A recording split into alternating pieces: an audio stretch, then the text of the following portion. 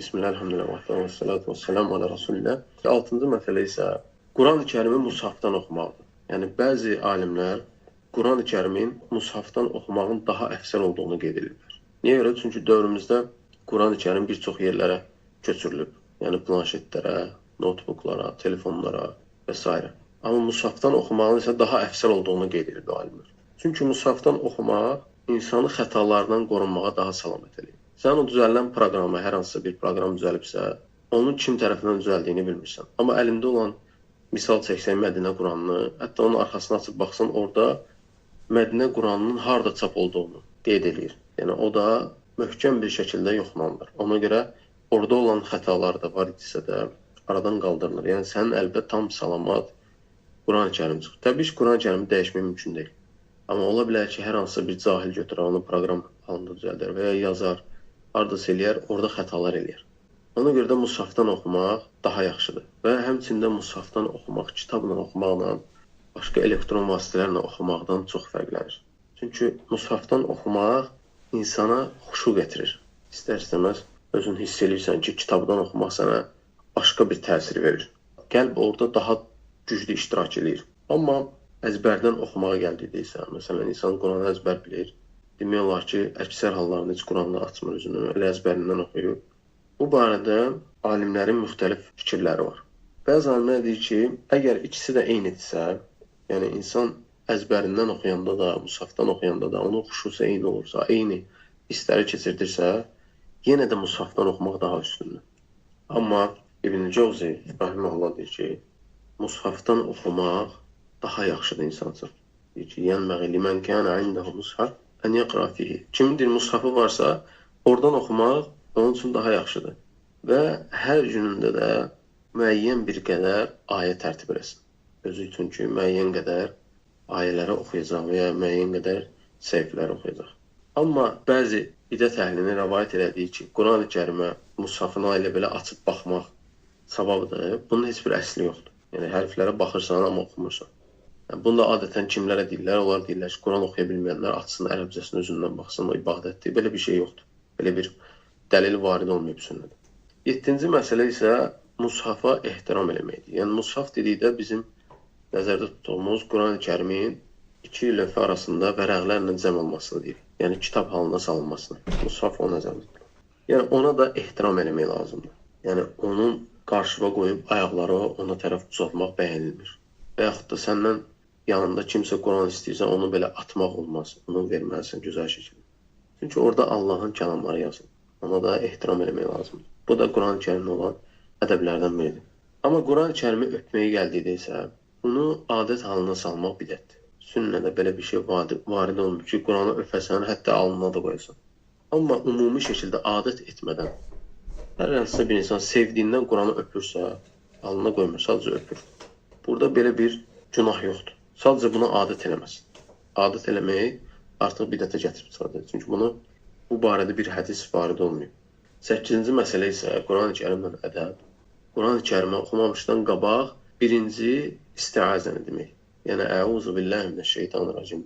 O da Quran-ı Kərimin öz içində olan ayəyə görədir. Uca Allah buyurur ki, "Fəidə qara'təl Qur'anə fəstəiz billahi minəşşeytanirracim." Quran oxumaq istədikdə Allahın rəhmətindən qovulmuş şeytandan Allaha sığın. Yəni, Əuzu billahi minəşşeytanirracim deyir. Bu da Quran-ı Kərimlə olan ədəbdir. Yaxşı, belə bir sual ola bilər ki, məgər insan Quran oxuduğu zaman ona şeytan toxuna bilər və ya şeytan ona nəsə eləyə bilər? Bəli, eləyə bilər. Necə Quran-ı Kərimin özündə başqa bir ayələrdə Allah Subhanahu mənası belədir ki, buyurur ki, bu Quranla Allah istədiklərini azdırır, istədiklərini doğru yola yönəldir. Və necə ki, zamanımızda da görürsünüz, necə sapıq tayfalar vardır, sapıq insanlar var, Quran-ı Kərimdən azıblar. Onlar çünki Allah üçün oxumurlar Quranı. Şeytandan Allaha sığınmırlar. Onlar öz nəfslərini və şeytanın istədiyi kimi oxuyub başa düşmək istəyirlər Quranı. Ona görə də Quran oxumamışdan qabaq ixlaslı şəkildə Allaha sığınmaq lazımdır ki, düzgün başa düşəsən. Və hətta xətalardan uzaq olasan. Və həmçində şeytanın səndən uzaq olması sənin Qurandan təsirlənməyivə gətirib çıxardacaq. Sən onu düzgün tədəbbür edəcəksən. Və səni bütün şərlərdən qoruyacaq. Çünki sən artıq Allaha sığındın.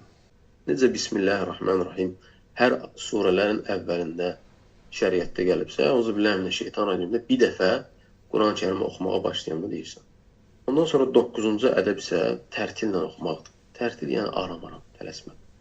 Allah buyurur ki, وَرَتِّلِ الْقُرْآنِ تَرْتِيلًا. Quran-ı Kərimi tərtillə oxu. Və həmçinin İbn Məsud radiyallahu anh buyurur ki, لَا تَحَذُّ الْقُرْآنَ حَذَّ الشِّعْرِ وَلَا تَنْصِرُوهُ نَسْرَ الدَّقَ. Quran-ı Kərimi şeir kimi, hər hansısa bir şeir kimi oxumayın. Yəni, burada qəsdi nədir? Çünki şeir hecalarla olur.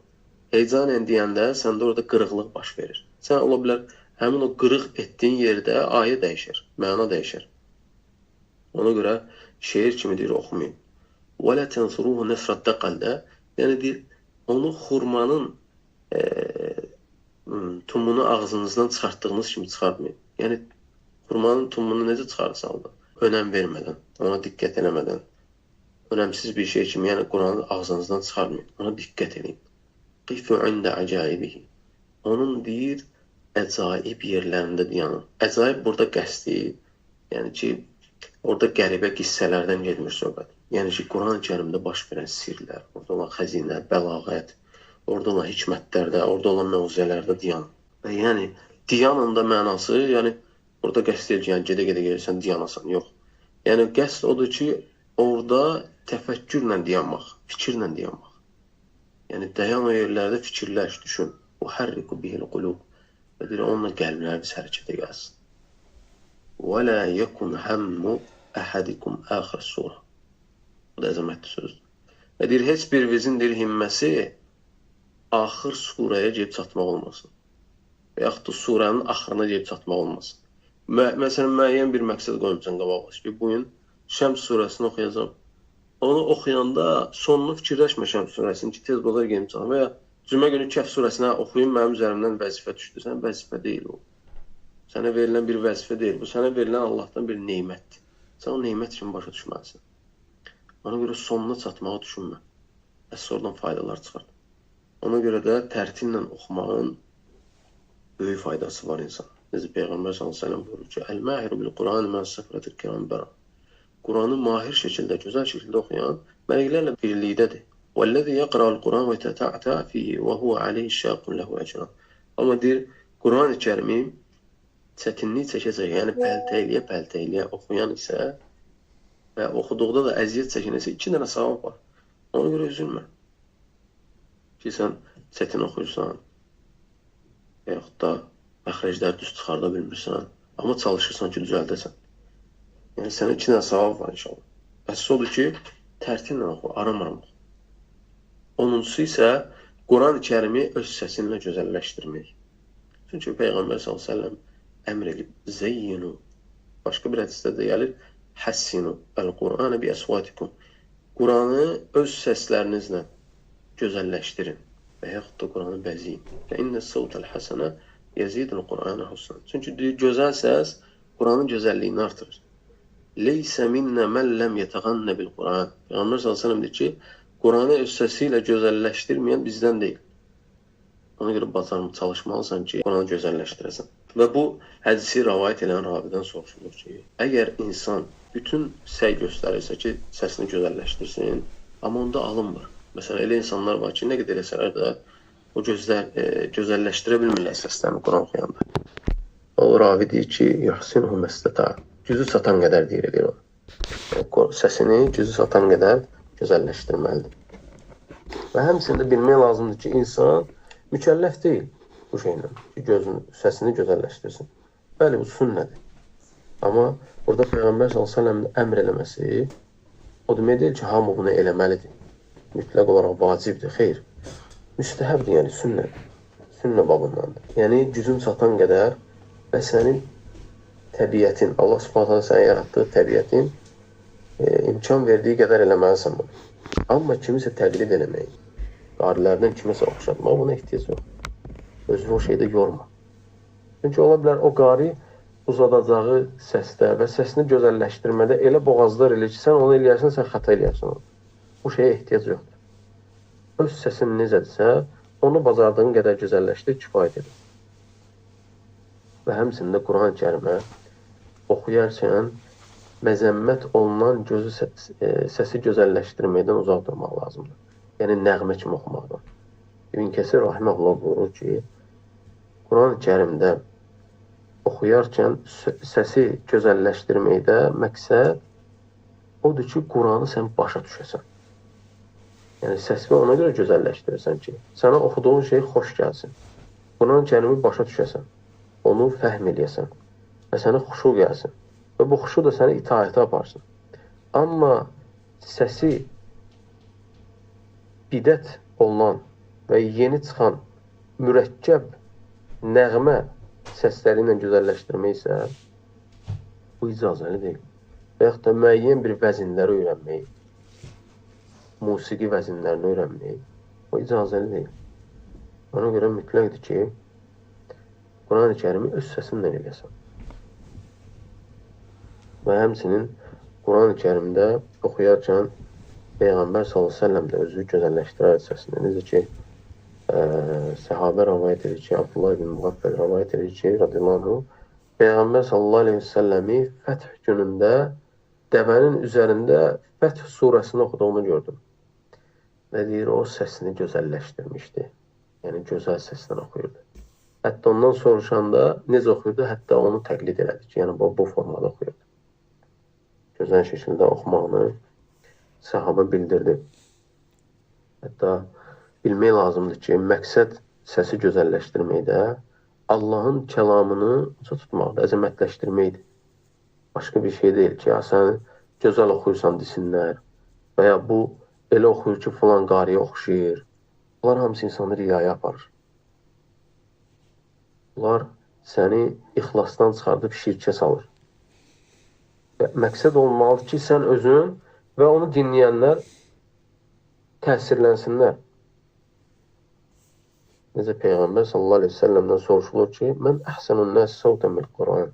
Deyir, ya Rasulullah, Quran-ı Kərimi öz səsi ilə daha yaxşı oxuyan kimdir? Yəni, insanlardan öz səsinə Quranı oxuyan daha yaxşı kimdir? Peyğəmbər s.ə.v deyir ki, Əlləzi izə səmi'ətəhu rəaytə ənəhə yaxşallah. Deyir, sən onu dinlədikdə, görürsən Peyğəmbər s.ə.v nə deyir? Sən o adamı dinləyirsən və sən görürsən ki, o Allahdan qorxur. Yəni, səsini o cür gözəlləşdirib ki, və yaxud da ki, bəzi qarilər kimi eləmir. Sadəcə öz səsi ilə oxuyur, amma sən onun oxunuşundan istəyirsən ki, o Allahdan qorxur. O gözəlləşdirmək budur. Peyğəmbər s.ə.v-in ümməti üçün qoyduğu düstur budur. Çalışmalısan ki, sən orada oxuyanda Allahın qorxusunu tutasan, xuşu tutasan orada. 11-incisi isə ağlamaqdır. Quran-ı Kərimi oxuyarkən ağlamaq, yəni təbii ki, tilavət edərkən. Və buna da dəlil Quran-ı Kərimdə Allah buyurur ki, وَيَخِرُّونَ لِأَذْقَانِ يَبْكُونَ وَيَزِيدُهُمْ خُشُوعًا. Onlar deyir, üzləri üstə qapanarlar, yəni əvvəldəki ayənin əvvəlində gəlir ki, yəni onlar Quran dinlədikdə. Onlar üzləri üstə qapanarlar səcdəyə və ağlayarlar. Bu da onların xuşularını artırar. Peyğəmbər s.ə.v də Quran oxuyarkən ağlayardı və ya onu dinləyərkən ağlayardı, gözləri yaşarardı. Və sahabilər rəvayət edir ki, Peyğəmbər s.ə.v-in ağlamağı, içində su olan qazan qaynayanda necə səs çıxardırsa, deyir, sinəsindən elə səs gələrdi. Yəni, uca səsinə ağlamazdı. Bizim də desək, cızıltı səsi gələrdi. Yəni, uca səslə Quran-ı Kərimi oxuyanda və ya dinləyəndə ağlamazdı. Əgər sən ağlamırsansa Quran-ı Kərim oxuyanda və indiyənə qədər də heç vaxt Quran-ı Kərim oxuyanda ağlamamısansa, gözün yaşarmayıbsa, qəlbi islah elə. Alimlər belə qoyur ki, lazımdır ki, sənin qəlbini islah eləsən. Və onu tədəbbür etməkdə çalışasan. Və kifayət edir ki, sakit səslə ağlayasan. Çünki ağlamaqda məqsəd, sən özü kimsə dinləyirsə səni onlara göstərmək deyil. Nifaqa, riyaya düşmək deyil və sumaya düşmək deyil. Ağlamaqdakı məqsəd sənin özünün təsirlənməsidir. Və Quran-ı Kərimi oxuyarkən ağlayaraq sənin imanının artmasıdır. Məqsəd budur burada. Çünki Peyğəmbər s.ə.v ağlayıb. Sahabilər ağlayıb. Və Peyğəmbər s.ə.v də bizim üçün ən gözəl örnəkdir. 12-ci ədəb isə, bunu deyək, sonra davam edərik. Quran-ı Kərimi səsli və ya səssiz oxumaq məsələsi. Təbii ki, əsl odur ki, Quran-ı Kərimi səsli şəkildə oxumaq daha əfsəldir. Çünki hədisdə necə gəlir ki, Peyğəmbərə səsi gözəlləşdirmək barədə Quranı aşkar oxumaqdan başqa heç bir şeyə Allah izin verməmişdir. Yəni səsi gözəlləşdirməyinə Peyğəmbər s.ə.v yalnız Quran oxuyarkən izin vermişdir. Görürsən, hədislər belə səsi gözəlləşdirərək oxunmur. Əsas Quran-Kərimə izin verir. Ona görə də açıq-aşkar oxumaq daha yaxşıdır. Çünki dinləyən Allahın kəlamını daha yaxşı qavraya bilər, onun qəlbinə düşər. Görürsən, kafirlər əldən dinləyir, başa düşmür. Amma gözü yaşarır, onu təsir eləyir. Niyə görə? Çünki oxuyan qaridən də çox şey asılıdır, gözəl şəkildə oxuyur. Və həmçinin oxuyan insanın savabı artır. Çünki həm Quran oxuyur, həm də Peyğəmbər s.ə.v sünnəsindən bilib səsini gözəlləşdirir. Və həmçinin uca səslə oxuyur. Qəlbə də təsir eləyir, tədəbbürə təsir eləyir həmçinin uca səslə oxumaq. Həmçinin uca səslə oxumaq şeytanı qovur. Uca səslə oxumaqda olan faydalardan da tənbəlliyə aparır, yuxunu aparır insandan. Və bir çox faydaları var. Amma elə yerlər var ki, hərdən səssiz oxumaq daha yaxşıdır. Necə ki, onlardan da ən böyük insana lazım olanı riyadan qorxursansa. Əgər sən gözəl səsini oxuyursansa, xüsusən də. Və bilirsən ki, sənin səsindən insanlar təsirlənəcək. Bu yaxşıdır, savabdır. Amma bilirsən ki, sənə riya gələcək və ya oxudun, səsli gördün, sənə riya gəlirsə, artıq sənə vacibdir ki, səssiz oxuyasan, sakit oxuyasan. Və yaxud da namaz qılanlara və yaxud da başqa Quran oxuyanlara mane olursan. Onda da səssiz oxumaq daha afzəldir. Peyğəmbər sallallahu əleyhi və səlləm buyurur ki: "İnnel musalliyə yunaci rabbeh. Fəlyanzur bima yunacihi bi və la yechər ba'dukum ala ba'din bil Quran." Deyir, namaz qılan öz Rəbbi ilə münacət edir, yəni danışır. Qoy deyir, o baxsın Rəbbi ilə nə danışır. Və bir-birinizə Quran oxumaqda, aşkarda oxumaqda mane olmayın. Peyğəmbər sallallahu əleyhi və səlləm belə buyurub. Yəni, əgər sənin yanında kimsə oxuyursa, çalış, yavaş səslə oxu. Bu qədər Allahdan istəyirəm ki, faydalı eləsin və Quran-ı Kərimlə daima ədəbimizi qorumağa bizə müvəffəq eləsin. Onu doğru şəkildə Allahın və Rasulunun bizdən istədiyi şəkildə oxuyub, onu əməl etməyi və onu dəvət etməyi nəsib eləsin. Subhanəkəlləhu bihamdik, əşhədu ən la ilahə illə əntə, əstəğfiruke və etûbu.